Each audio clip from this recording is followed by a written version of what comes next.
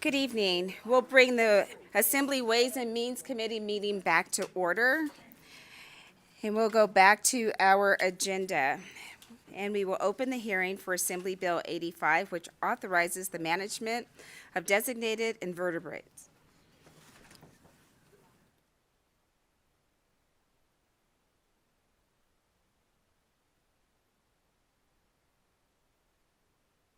Thank you, Chair, members of the committee. For the record, Howard Watts, representing Assembly District 15. I'll keep this very brief. The goal of Assembly Bill 85 is to allow our Department of Wildlife to manage all wildlife species in the state.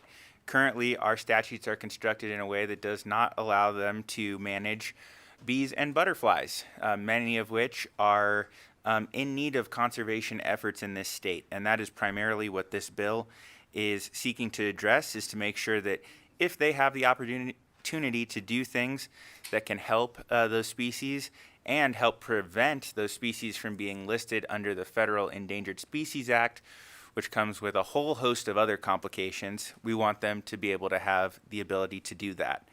I would like to mention a couple of things about the fiscal nature of the bill. First, the Department of Transportation submitted an unsolicited fiscal note on the bill as introduced. They submitted an updated unsolicited fiscal note on the first reprint of the bill, indicating that their fiscal note had been removed. The Department of Wildlife also has a fiscal note on the bill in order to provide for a position. Essentially, the agency has stated that in order to provide the management and conservation that they would for other species of wildlife, they need a staff person who has expertise in these types of species. In kind of looking through things, I thought that the best way to address this would be using sportsmen's dollars that are generated by and used by the agency, which can be used for wildlife conservation efforts. There is a projected balance forward at the end of this fiscal year of about $6.4 million in sportsmen's revenue. I do also want to note that due to some of the closing actions that we took, we actually did increase the amount of sportsmen's revenue that will be needed by the department. They were seeking some general fund enhancements that we did not approve, and so that is going to have an impact on that carryover balance. I also just want to note, and I think the department will also come up, we've been having conversations about this. There is concern from the department about potential losses or reductions in certain federal grants and funding streams. There are also potential new federal grants and funding streams that would become available if the department had this expanded management authority. But I definitely understand and appreciate those concerns that could increase the reliance on sportsmen's dollars for the agency to carry out its programs. Yeah, I think that, and I guess the one other thing is that we have been having conversations because really we just want them to have that ability. We don't want there to be a barrier there. So we're continuing to have a conversation. We don't want to, one of the things that's important to me is that we don't say that different sets of rules apply when working with these species. But I think the thing that we're trying to work out is, and we don't want them to get in trouble for saying that they're not doing enough to conserve these species. We just want to make sure that if there's an opportunity there, their hands aren't tied. And so we're continuing to have conversations to see if there might be any either understanding or adjustment to the language that might address the need for a position this biennium. So that concludes my presentation. I'm glad to answer any questions the committee may have. Thank you so much. If the Department of Wildlife is in the room, if you could come to the table and just speak to the fiscal note. Assemblymember Watts mentioned the sportsman revenue. Would that be an allowable funding source to support the wildlife staff specialist position and the associated costs? And if so, can the cost identified in the agency's fiscal note be supported through sportsman revenue for the 25-27 biennium? Thank you for the record, Alan Janae, Nevada Department of Wildlife. And so appreciate the question. Sportsman's revenue could be a possible funding source, as mentioned. Or just to explain what sportsman's revenue is that is revenue that is generated off of the sale of hunting and fishing license and tags, and those types of fees. And so that is where that comes from. In the past, there have been challenges with sportsmen in novel uses of their funding. Don't know that that's been a concept that's been considered with them.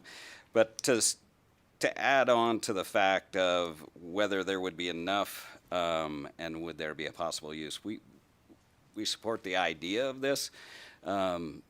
The problem is in order to cover insects, we do not possess that knowledge base right now. We have a whole bunch of wildlife biologists, fisheries biologists. We do not have insects entomologists. And so this would be something that, as we've described in the past, last time this bill was up, we need to hire that expertise. And so we have come forward with one minimal position, and that is the funding that we would typically look for this kind of work is also associated with 2 of the federal grants that in the president's current skinny budget have actually been eliminated. And so that puts us at a deficit of about $2.3 million that funds that type of work in our biodiversity division. And so that's one of the hurdles that we're considering as we're looking over this. So while the sportsman does have that surplus, is one of the other things that as a wildlife agency we try to contemplate. All of ours is self-derived funding. It comes in a pulse with tag and license sale, which is that kind of period we're in right now, and then we have to basically manage all of our expenditures based off of that revenue source throughout the year. So we try to carry a 8-month reserve so that we can cover any unforeseen impacts. And so that would be our thoughts along those lines. It is a tough spot. We totally respect where Assemblyman Watts and the others that are trying to push or get this bill through respect that effort, but it is a tough place for the agency. I understand. And could you give me the name of that grant again, the one that, the 2.3 million, the federal grant? Yes, thank you for the record, Alan Janae. That is our state wildlife grant, and that is Section 6 federal grant funding as well.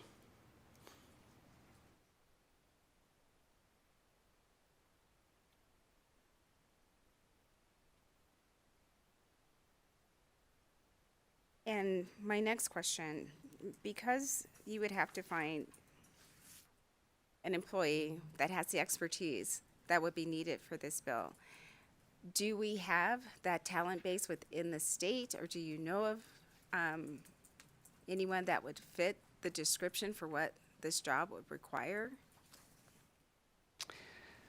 Thank you for the question, Alan Janae. The one that I know of, one entomologist works with the Nevada Department of Agriculture, works on the pest side of the entomology realm, working on agriculture and agricultural pests. That's the one entomologist that I am familiar with within state agencies. And then with the loss of the 2.3 million and your current reserves, with losing that dollar amount from the federal level, how long would the reserves that you currently have be able to sustain your department if that's what you had to function on? I'm not hoping that happens, but just want to know. Alan Janae, for the record. I would love to give you that answer off the cuff, but I would probably be inaccurate. I was handicapped by my Deputy Director of Administrative Services, Jordan Goshert, who's my numbers person, had a appointment today that she could not avoid. And so rather than try to give that to you off the cuff, I could definitely get that to you next week. Okay, and then my last question before I go to other members on the committee. Would you say that your revenue stream for wildlife has increased in the last few years, or have you seen a decrease? Thank you for the record, Alan Janae.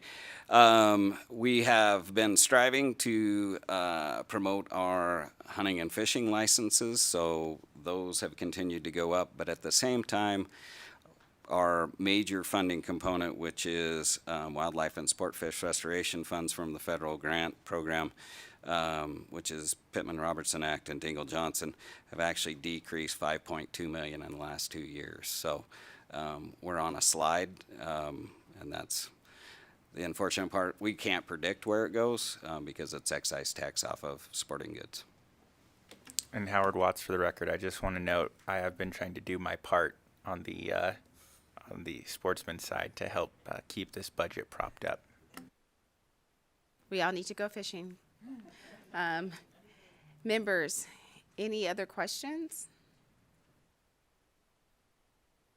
All right, not seeing any. Thank you both. I'll ask you to take a step back to the seats, and we'll invite anyone to the table that would like to testify in support of Assembly Bill 85.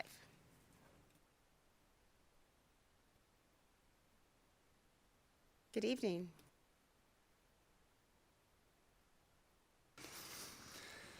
Madam Chair, members of the committee, Kevin Burles, for the record, Kevin-Burles, representing the Xerxes Society for Invertebrate Conservation.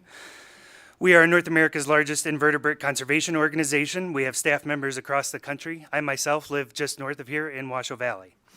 We urge the committee to support the passage of AB 85, which includes the expenses for staff and equipment needed to carry out the bill's requirements. One important consequence I would like to mention of giving the Department of Wildlife this authority to conserve invertebrate species of greatest conservation need is that the department would be able to apply for other existing federal funding sources, among them the Cooperative Endangered Species Conservation Fund, which is also under Section 6 of the Endangered Species Act. It is separate set of funding under the same act as the state wildlife action grants. This fund provides grants for an array of voluntary conservation projects for listed, candidate, and at-risk species, but only species for which the department has management authority. These grant funds have been used by the department in the past to conserve other imperiled wildlife species before more drastic and costly federal measures are needed. Department biologists conduct vital conservation work for wildlife across our state. These staff also serve as liaisons with other staff agencies as they complete their own important work and can also collaborate with researchers and wildlife conservation organizations. These actions are the proverbial ounce of prevention against federal regulations brought on by the Endangered Species Act petitions, and they also provide support for Nevada's insects, species that are the foundation of Nevada's productive landscapes and which themselves provide essential economic services to our state. We urge you to support AB 85. Thank you. Thank you. You can go ahead. Thank you, Madam Chair and members of the committee. My name is Olivia Tanager. I'm the director of the Sierra Club's Toyabe chapter. For the record, I do want to wish a happy Endangered Species Day to all who celebrate. AB 85 is a fiscally prudent initiative that authorizes the management of designated invertebrates by the Department of Wildlife, as you just heard. By including certain invertebrates under the definition of wildlife, AB 85 enables proactive conservation measures that can prevent future ecological degradation and the associated economic cost for our state. From a fiscal perspective, AB 85 offers several benefits, including preventative conservation. By managing invertebrate populations proactively, the state can avoid the higher costs associated with reactive measures such as habitat restoration or species recovery programs, which are often more expensive and less effective. Economic stability. Healthy ecosystems support industries like agriculture, tourism, and recreation on which our state depends. Protecting invertebrates, which play crucial roles in pollination and soil health, helps maintain the economic activities dependent on these ecosystems. And cost-effective management. Integrating invertebrate management into the existing wildlife programs in our state allows for the use of current infrastructure and resources, minimizing the need for additional expenditures. In summary, AB 85 represents a strategic investment in Nevada's natural resources, aiming to safeguard ecological integrity and economic vitality through cost-effective and proactive wildlife management. We strongly urge your support. This is one of our highest priority bills this session. Thank you. Thank you. Not seeing anyone else approach the table here in Carson City and not having anyone in Las Vegas. Broadcast, do we have anyone on the phone line that would like to provide testimony in support of Assembly Bill 85? If you would like to testify in support of AB 85, please press star 9 to join the queue.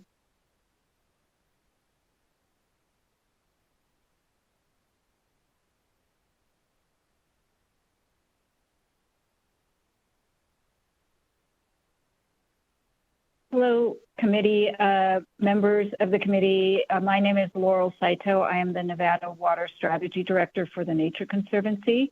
We thank Assemblyman Watts for bringing forward this bill, and we are testifying in support of AB 85.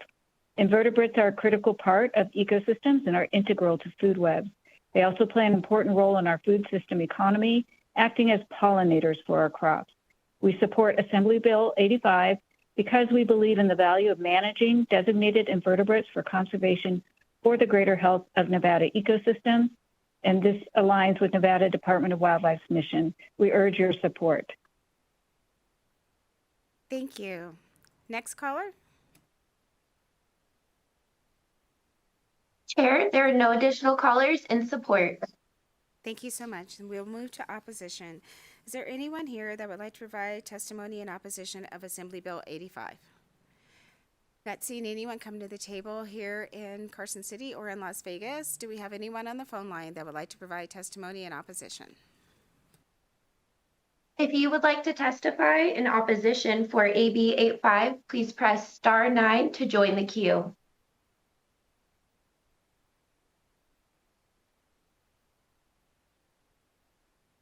Chair, there are no callers in opposition.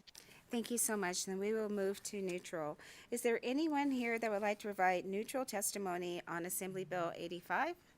And not seeing anyone at the table here in Carson City or in Las Vegas, we'll go to the phone line one last time.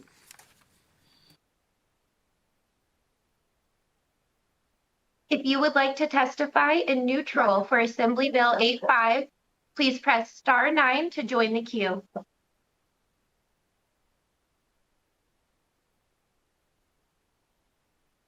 Chair, there are no callers in neutral.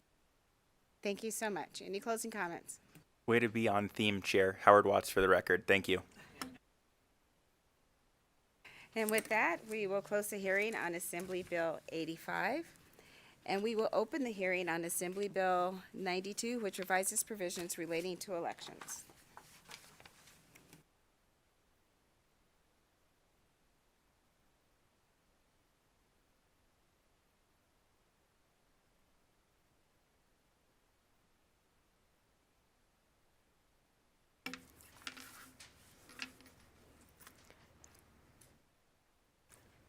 Good evening. You can go ahead.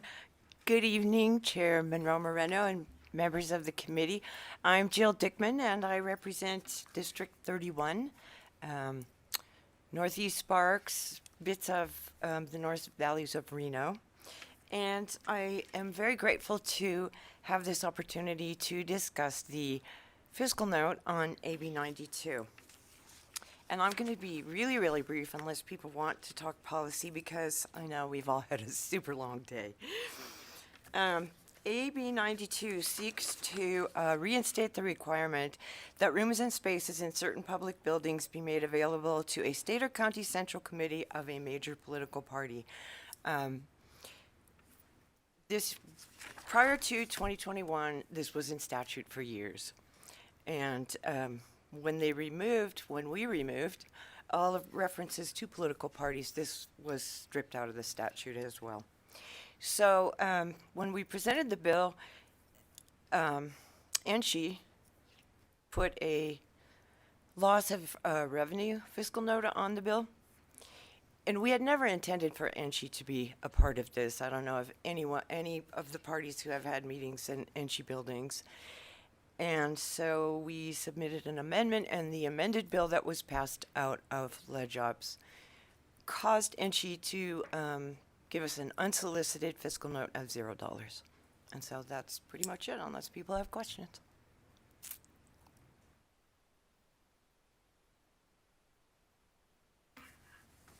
Thank you. Members, any questions? And just for clarification, this would just, again, be for the major political parties, and is it just for their state and County Central Committee meetings. Jill Dickman, for the record, that's correct. That's the intent of this. That's what it always used to be. And generally, we use high schools.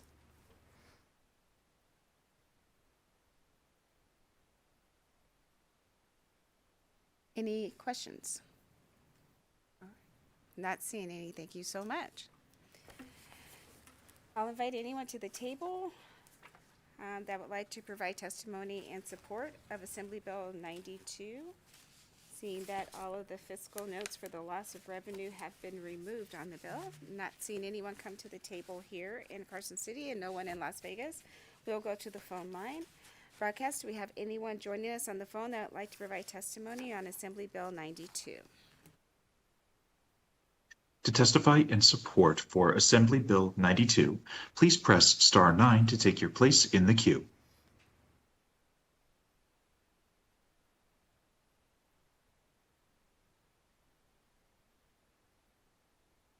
Chair, the lines are open and working. We have no callers choosing to testify in support. Thank you so much. We'll move to opposition. Is there anyone here that would like to provide testimony in opposition of Assembly Bill 92? Not seeing anyone come to the table here in Carson City and no one in Las Vegas. We'll go to the phone lines. To testify in opposition to Assembly Bill 92, please press star 9 to take your place in the queue.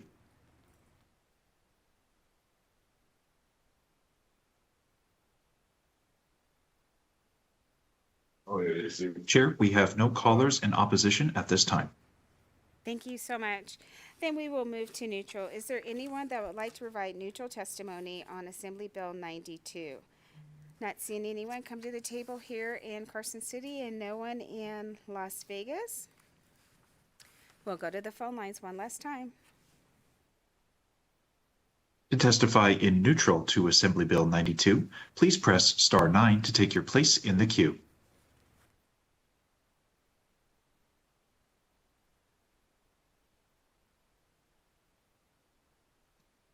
Chair, we have no callers for neutral.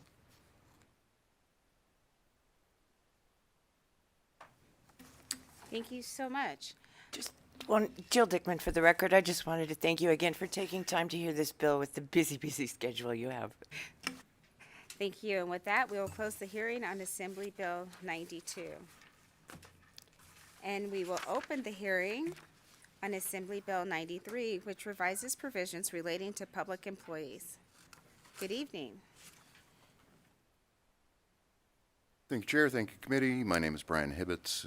Like you don't know that, but I do represent Assembly District 13, and I am here to present Assembly Bill 93 again. For a little background info, Assembly Bill 93 changes the definition or adds to the definition of a peace officer under, I'm sorry, let me double check to make sure I got the right thing. It refers to, basically says that anybody that's peace officer under NRS 289 is a peace officer under the Heart and Lung Protection Statute. And that is NRS 617.135. That's the policy of it, the fiscal side of it. Under the original version of this bill, State Risk Management submitted a fiscal note of, I'll approximate 1.6 million per biennia. With the amended version, it dropped it to 0.6 per biennia. So we lopped $1 million off that fiscal note. And that is to cover, and they actually did a fairly good breakdown here of why they put that in there and how they did it. To cover their peace officers that would now be covered, and averaging based on percentage, they estimate 3 claims per year at roughly $100,000 per claim. The local entities, I won't speak to some of theirs because some of them are here. However, everyone that I've talked to that is not able to stick around for this evening session has told me that the fiscal notes that they have submitted is simply the cost, and they are neutral on the policy. And I will be happy to stand for any questions, Chair. Thank you so much. At the beginning of the conversation, you mentioned happy to be back here.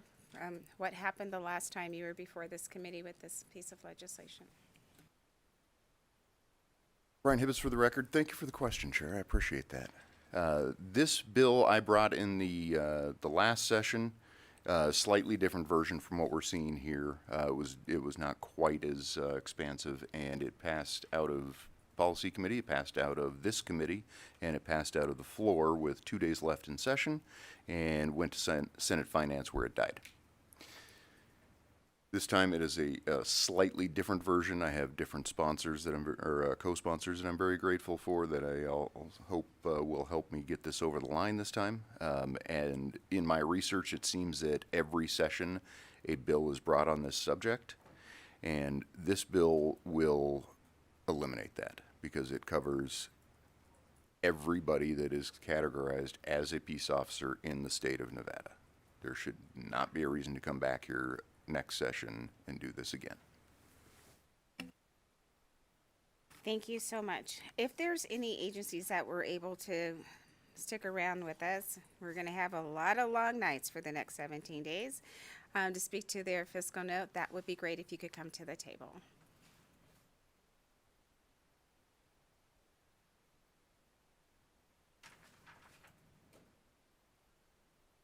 Good evening. Okay, good evening, Chair and committee members. For the record, my name is Annette Texera, that's T-E-I-X-E-I-R-A, Deputy Risk Manager for the state of Nevada. The Risk Management Division has identified a fiscal impact for amendment to AB 93. The amendment has two pieces. First, it broadens the definition of police officers to include 297 additional sworn positions that are Category 1, 2, and 3 officers across multiple state agencies. Second, the amendment expanded definition to the heart and lung benefit coverage to include those 297 sworn positions. Based on historical claim rates and national health data, it is estimated that three additional claims will be filed annually at an average cost of $99,988 per claim. Those three additional claims result in an anticipated annual cost of $299,964, with a biennial impact of $599,928 starting in fiscal year 27.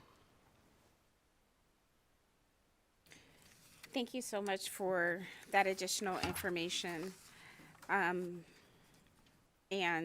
to the sponsor of the bill, thank you for allowing me to join as a co-sponsor on the bill. While I see the fiscal notes from the Department of Public Safety, Division of Risk Management, and various agencies throughout the state, from the city of Reno, city of Las Vegas, city of Henderson, Carson City, Clark County, Douglas County, Elko County, Humboldt, and Lincoln County, Lyon County, and Washoe County, along with various cities within the state. It will have a fiscal impact, but it is my opinion, and granted, it's my personal opinion, having these officers who are all peace officers, whether they are Cat 1, 2, or 3, having annual physicals to make sure they're healthy may save all of those agencies money having a healthier employee on the force. So that's just my personal opinion. Members, do you have any questions for the sponsor?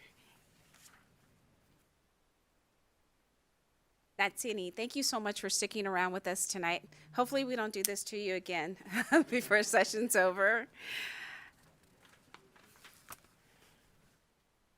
I will invite anyone that's here to testify in support of Assembly Bill 93 to the table. Good evening. Hello, my name is Matthew Caldwell. For the record, I'm the president of the Police Officers Association of the Clark County School District Police Department, and we are here in support of this bill to add all Nevada police officers to heart and lung. And we truly believe that the addition of our officers and many others will actually end up saving lives. And we think it's very important that officers take care of themselves. Sometimes they neglect that. This will force them to be checked annually.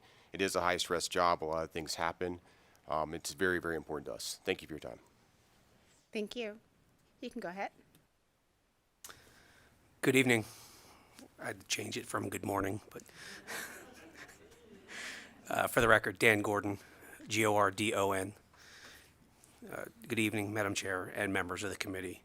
My name is Dan Gordon, and I'm the president of the Nevada Police Union.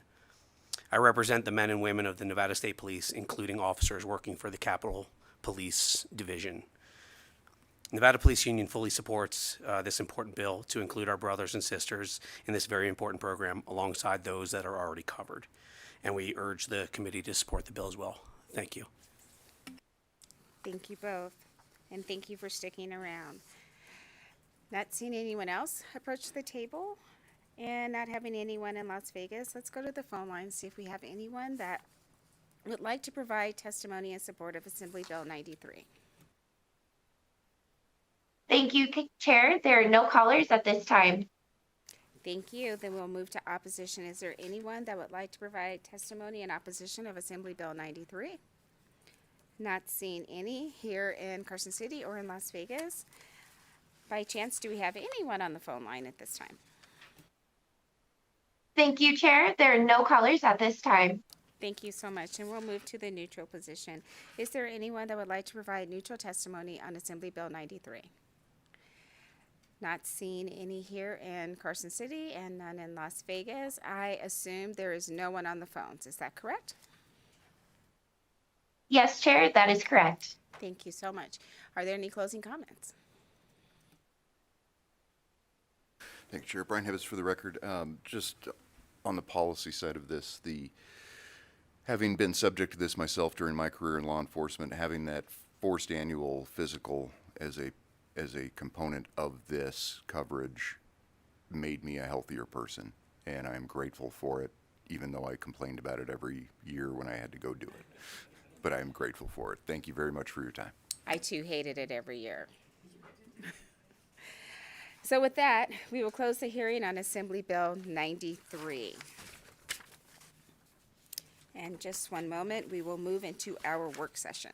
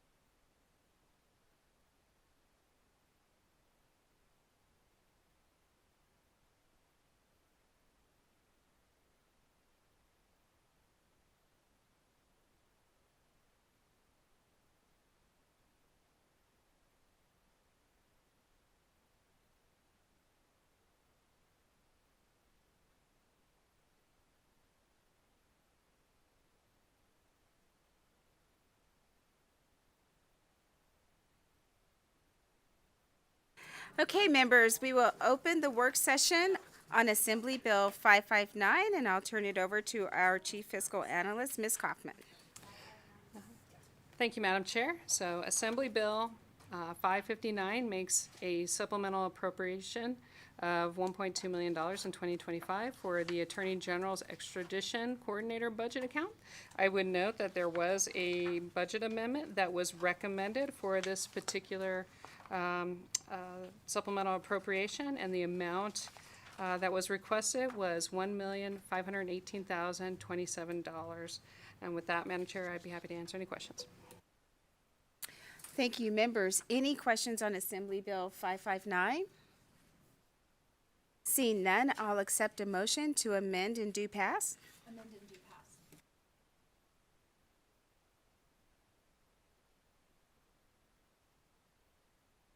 We have a motion to amend and do pass from Vice Chair Bacchus, a second from Assembly Member Hadigi. Any discussion on the motion? Not seeing any. All in favor, please say aye. Aye. Any opposed? And the motion carries. And I will assign that floor statement Assemblymember Brown May.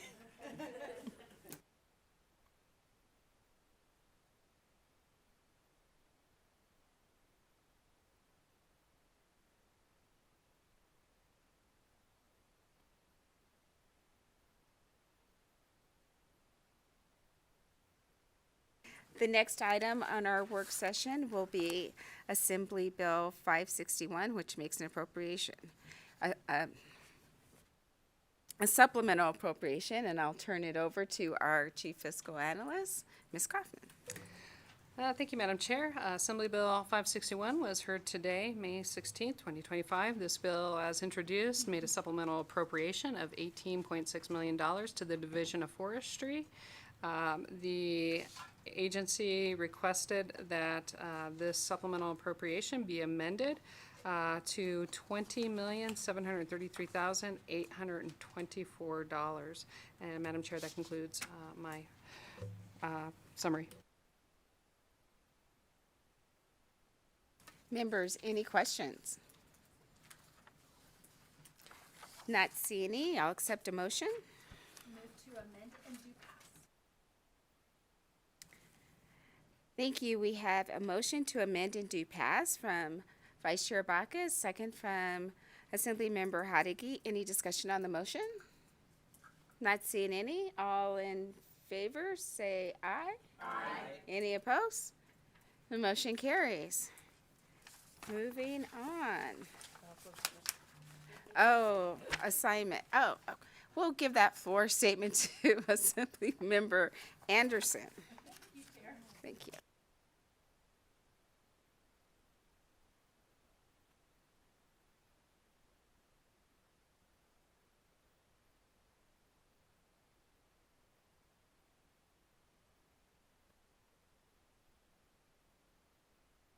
Moving on to the next item on our work session, Assembly Bill 581, which makes a supplemental appropriation to the Department of Corrections. And we will turn it over to our Chief Fiscal Analyst, Ms. Kaufman.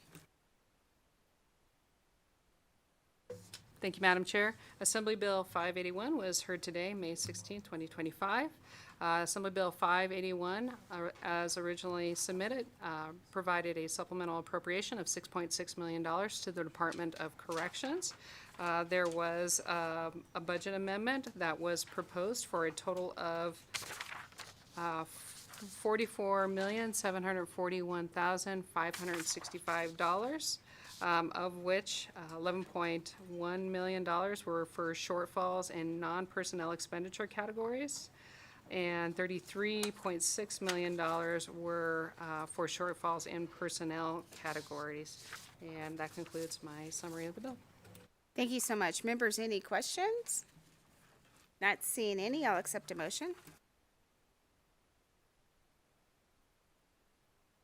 We have a motion to amend and do pass. Any discussion on the motion? Not seeing any. All in favor, please say aye. Aye. Any opposed? And the motion carries. And I'll assign that floor statement to Assemblymember O'Neill.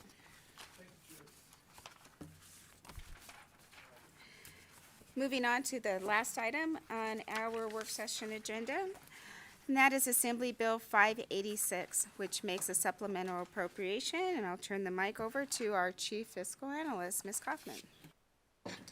Thank you, Madam Chair. Assembly Bill 586 was heard today, May 16, 2025. Assembly Bill 586 provides a supplemental appropriation totaling $16.2 million to the Aging and Disability Services Division of the Department of Health and Human Services to fund projected shortfalls for fiscal year 2025.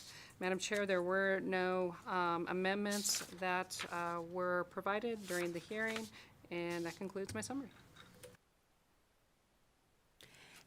And Assemblymember Brown May, before we go to the motion, I believe you have a statement. Thank you, Chair. I appreciate that. I did make the statement as we called to order this morning. I believe it's Joint Standing Rule 23. Have identified with legal that I have a potential conflict of interest as my employer could possibly receive funding from this, so I will abstain from the vote on this measure. Thank you so much. Members, are there any questions on Assembly Bill 586? With that, I'll accept a motion. Move to do pass. Second. We have a motion to do pass from Assemblymember Bacchus, a second from Assemblymember Hadigi. Any discussion on the motion? Not seeing any. All in favor, please say aye. Aye. Any opposed? And we have one abstention, Assemblymember Brown Main. And the motion passes. Thank you so much. And that brings us up to the the floor statement to Assemblymember Dickman. That brings us to the last item on our agenda for the day, and that is public comment. If you'd like to call in for public comment, the number is 888-475-4499. Our meeting ID is 822-0150-8927. And then please press pound. If you're here in the room, you'd like to make public comment, I invite you to the table. Not seeing anyone come to the table and seeing no one in the room in Las Vegas. Broadcast, do we have anyone join us on the phone line that would like to make public comment? Chair, the lines are open and working. We have no callers that have joined us for public comment. Thank you so much. So members, we are not meeting tomorrow. You guys lucked out. We will have a very long meeting every day next week, so get your rest this weekend, and hopefully those of you going home can catch your flight. This meeting's adjourned.